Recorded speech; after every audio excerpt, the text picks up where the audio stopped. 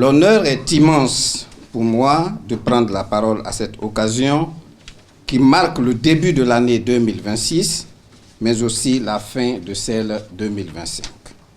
Une année bien accomplie et couronnée de brillants résultats au niveau de notre département.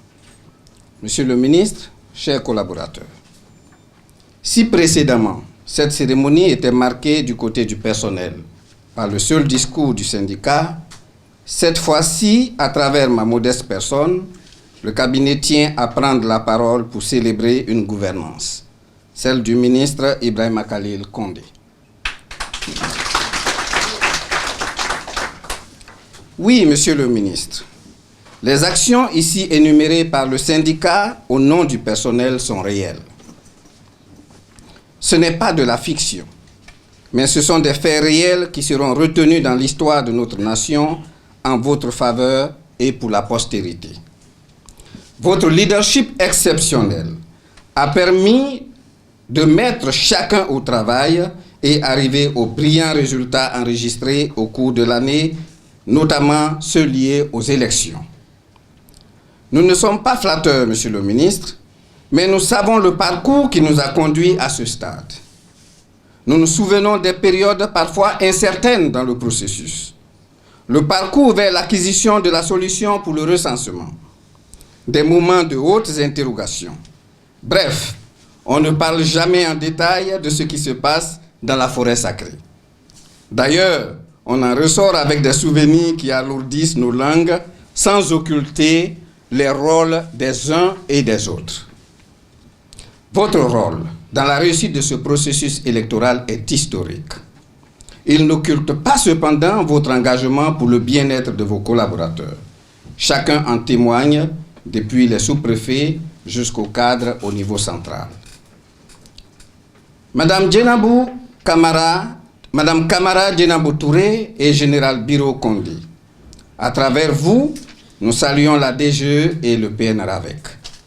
Vos efforts conjugués nous ont permis d'avoir un fichier électoral fiable dans notre pays. Madame Kamara, votre technicité a été là au bon moment. Nous nous souvenons du retour de notre équipe de Dubaï. Mais encore une fois, les lois de la forêt sacrée sont sévères.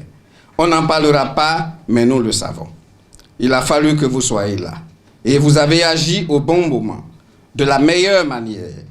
Vous méritez d'être célébrés et aujourd'hui, nous tenons à le faire.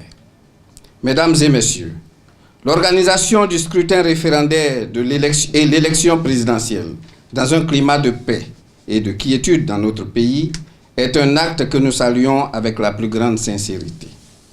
En votre nom, nous avons pensé à matérialiser cette satisfaction qui va bien au-delà de notre département jusqu'au niveau national.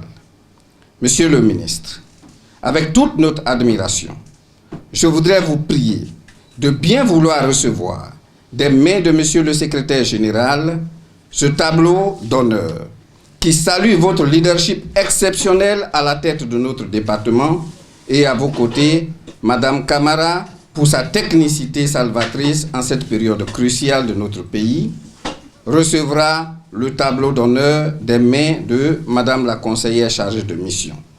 La remise se faisant dans un ordre croissant.